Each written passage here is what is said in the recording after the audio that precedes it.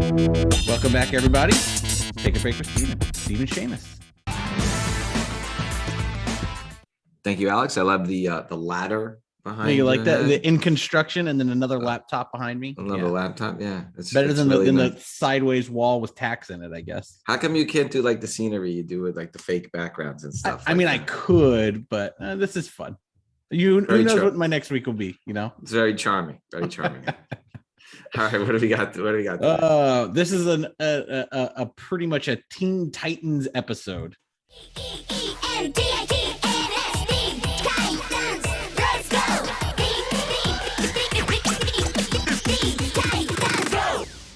Okay. We're on episode, I think this is 93. The countdown to 100. We are very close. So yeah, a lot of Teen Titans news, a lot of Teen Titans stuff coming out recently. We're going to talk a little Brother Blood. The Titans have stopped you before, Brother Blood, and we will stop you again. Of course you will. How could any villain stand against such a formidable team? We're going to talk Mother Mayhem. We're going to talk Jinx.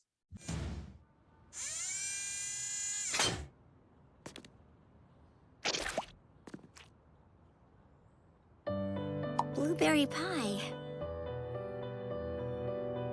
My favorite. I know. That's creepy.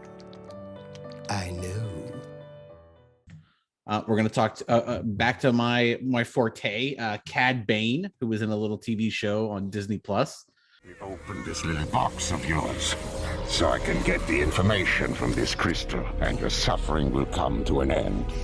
You will never get me to unlock the holocron. Unfortunately, I don't have time to discuss this with you. Hit him again. Full power. And yeah. We're hitting all the new stuff. By the way, one thing I read about Cad Bane is that he was based on the character from like a lot of the Clint Eastwood films. Yeah, you can. By the way, when I was watching the episode, before I knew that, that's what was in my head. Yeah. I mean, that's a gun, a lone gunman. Yeah. The whole thing. Yeah, he died years ago, though. Not Clint Eastwood. No, no, he's still making movies. The bad guy from all the spaghetti westerns. Yeah. He passed away years ago. Okay, all right. What are we starting with, Alex? Yeah, so we're jumping right into all the Titan stuff. So we're going to talk a little Brother Blood. Yeah, so Titans announced all the new characters for the upcoming season, of course. Mm-hmm. So once they do that, all of a sudden, everybody picks up on it. A lot of these are low pop books, or they're books that have been sitting in dollar bins or $2 books or $5 books. So, once they announce these things, if you go to like comic shows and stuff, I mean, they're sitting in there. They're just like sitting in there ready to go. Also on a Titans comment note, George Perez did have to cancel, sadly, his private signing. So I'm not sure that we're going to see George again. Obviously, he was very, very influential on those Titans books.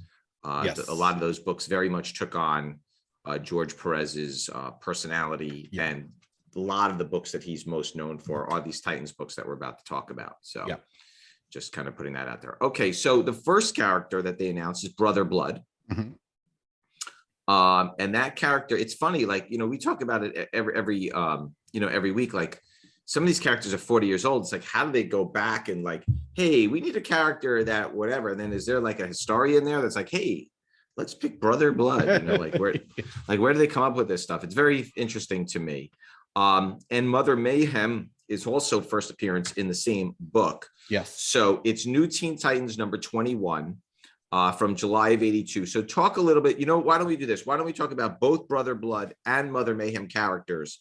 And then we'll go into the book because it is their first appearance. Yeah. So Brother Blood is the head of a cult, and the Teen Titans kind of run into it because Cyborg's ex-girlfriend runs away and the cult's trying to catch her. And if they're just, DC has a long line of like cult / like groups. There's Cobra. That's a big one. They've gotten, the Checkmate and lots of groups in the DC universe. And this is a big one. This is a big one for the Titans because it's not essentially a big superhero that you can just beat up. This was a church. you know, and they had to kind of like fight them a little bit closer to the vest.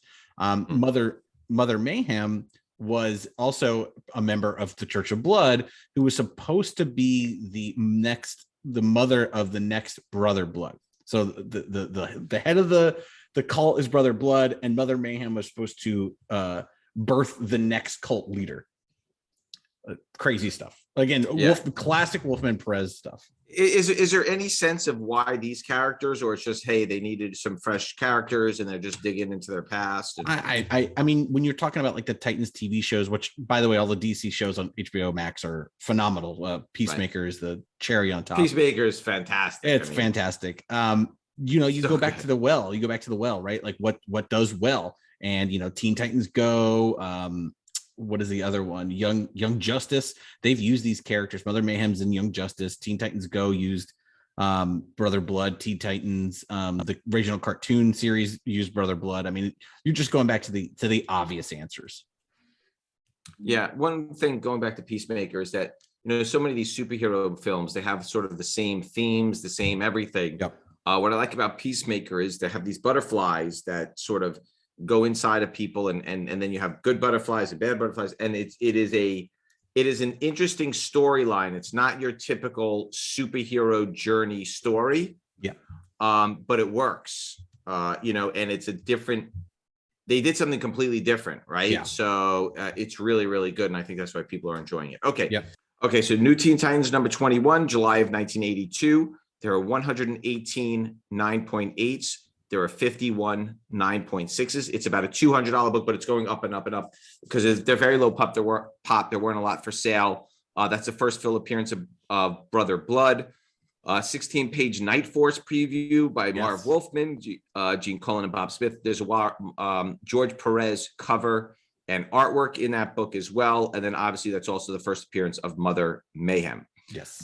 Then in New Teen Titans number 22, August of 1982, 72 9.8s, 32 9.6s. That's about $100 book, but it's up. It's the first time Brother Blood appears on the cover. So again, you and I have talked about the covers before when they showcase the characters for the first time. If they're prominent, those are very, very popular books. For $100, you can't go wrong. First appearance of Blackfire in cameo, Brother Blood appearance as well. Again, another George Perez book. So these are cheap. You could probably find these in $1 or $2 boxes, Alex. Yeah. These were pretty easy. You know, I mean, I have my 9.8 because of my favorite first appearance of Night Force. So that's why I have mine. Interesting one. Okay, you got me. Got you. All right. What is the next? What is next Teen Titans? What we're going to talk about? Next Teen Titans, we're going to talk Jinx. Yeah. So Tales of the Teen Titans number 56. There's another character that's going to be in the new season. August of 1985. So it's 3 years after the new Teen Titans books.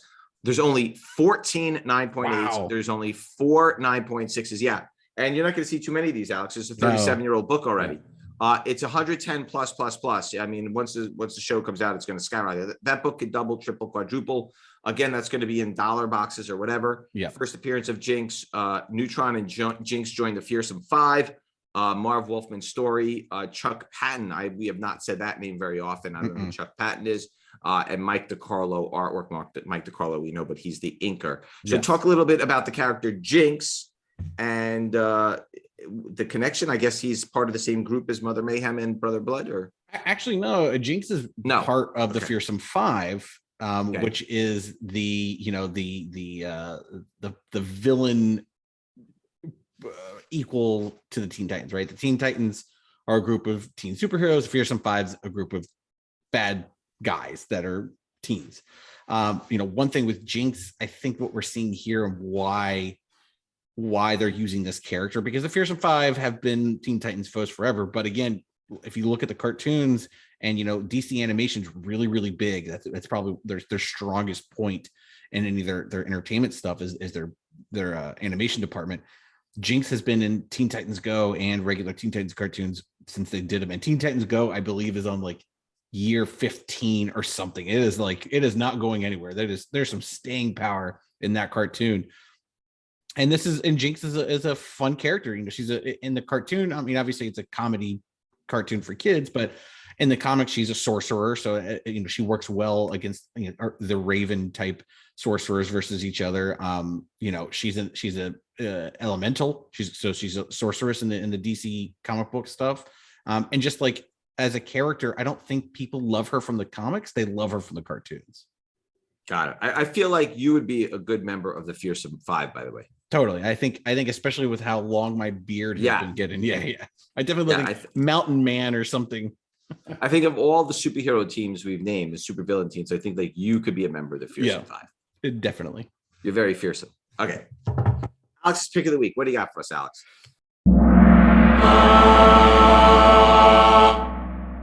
I'm going to talk about my favorite thing, which is the book and Star records. Wars? No. And my other favorite thing. I love Star Wars, but I'm a big book and record collector. So, back in the 70s and 80s, they did little records. They put them in a comic book and they'd sell them together.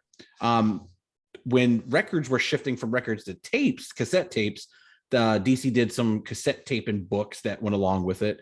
And there's a lot of media in that span of like, it's like an 80s and like maybe mid 90s even, where a lot of stuff was on cassette tapes. Teddy Ruxpins were big, stuff like that. That's right. Yes. Yeah. I think what people don't understand is we're getting to an era where cassettes are still kind of like a weird niche. Like bands will put a cassette out as like a, haha, we have a cassette. This is funny. Unlike records that can last forever. Records do not disintegrate. They don't, you could break them and scratch them, but they don't go bad. Tapes do go bad. Cassette tapes, video cassette tapes, the actual tape will right away. If it's in a hot and cold, the tape will disintegrate. So I think a lot of people in the collectibles community, and we've been seeing a lot of it with graded cassette tapes, sealed and not sealed. And who knows if the sealed ones, if you get that graded, the tape inside of it could be completely disintegrated. It could be gone. It could be in strips. I think you're going to see a lot of cassette tape entertainment properties kind of rise in value because working ones are start going away. We're on 30 years away from production on these things, and they're not getting any better. They're probably going to start grading them soon, like everything else. Of course. Why don't you start Alex grading service of cassette tape? I would totally do that. AGS. I would work for that company. If anybody needs help in that company, that's not me. AGS, that's the name, Alex Grading Service. I love it. That's good. I'll get a polo made for that. All right, what are we closing out with today? Looks like the big kahuna. Yeah, my favorite cameo in this new Star Wars, Cad Bane. Yeah, so it seems that we say this every week, but I'm going to say it again. These books have exploded. And I'm talking about going up 10 to 12 times in the last few weeks. Yep. Alex, it's absolutely bonkers. Yes. What's going on with these books. Yep. And every time we talk about it, it almost feels like you should just buy one of every Star Wars comic that comes out and just stick it. It's gonna hurt. Yeah. Just stick it in a bag of backboard and put it in your closet because eventually it's going to be worth $900. I was moving some comics to like storage, and I found a short box of when Marvel started doing Star Wars books, I was buying one of everything. And I found a short box and I started going through it. I was like, oh, let me pull the keys out to put to the side so they don't get ruined. And I go, oh, there's one. I was like, nope, the whole box is a key box now. So put the whole box, wrapped it up, made sure it was all safe. It's unbelievable. Yeah. Unbelievable. Okay. They're not short printed books, but no one kept these around. Right. Who would have thunk? Nobody. I mean, absolutely. That's a good betting odds. Who would have bet when Marvel started putting out the Star Wars books that we would see like these C and D cartoon animation popular characters show up in a live action Star Wars? No way. Crazy. So we spoke a little bit about what Cad Bane was based on. Why don't you talk a little bit about the character and the Book of Boba Fett? I watched it. You watched it. Who the character is, and it was very it was a great character, and it was a great character in the show. Yeah. I mean, when you're talking about like Boba Fett and just bounty hunters in general, Cad Bane is one of the original bounty hunters in like that universe.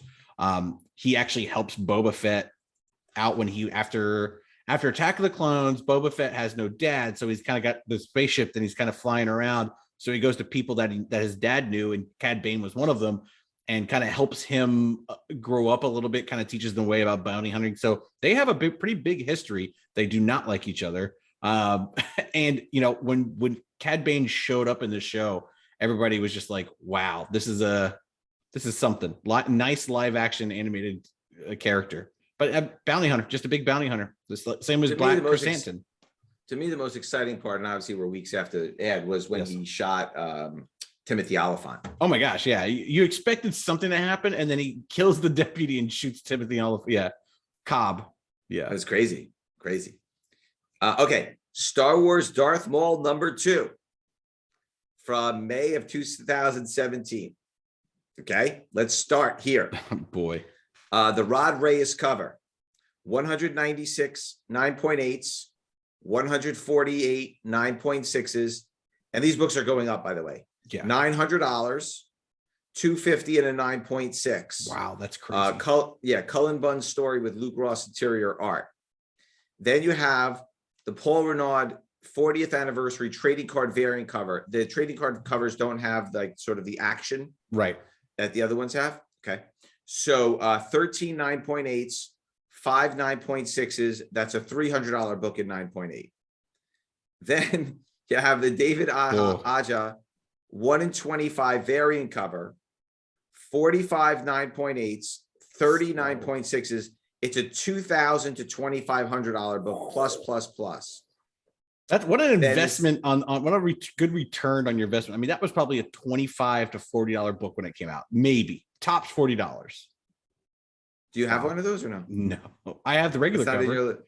Oh, you do? I have the regular cover. Yeah, still I have everything. $900. I'm not complaining about it at all by any means. You missed out on that, like you missed out on everything else. I know. I'm a big mister. Okay. Second print, as we know, very low runs. July of 2017, 21 9.8s, 15 9.6s. Impossible to find. Low. It's a $250 book in 9.6. It's a $200 raw book. I would say based on those numbers, a 9.8 would probably be in the $1,000 range, maybe more. Makes sense. Very low pop. 21. Look, if the 1 in 20, right? If the 1 in 25 variant with 45 9.8 sells for $2,000 to $2,500, this second print has 21 9.8. So who knows? Okay. Low. Here we go. Star Wars Darth Maul #3. Cad Bane appears on the cover. Is a group shot, first time on the cover. Cullen Bunn story, Luke Ross art. The A cover is Raphael Albuquerque. It's got a yellow background, and that'll be important because that's the first print.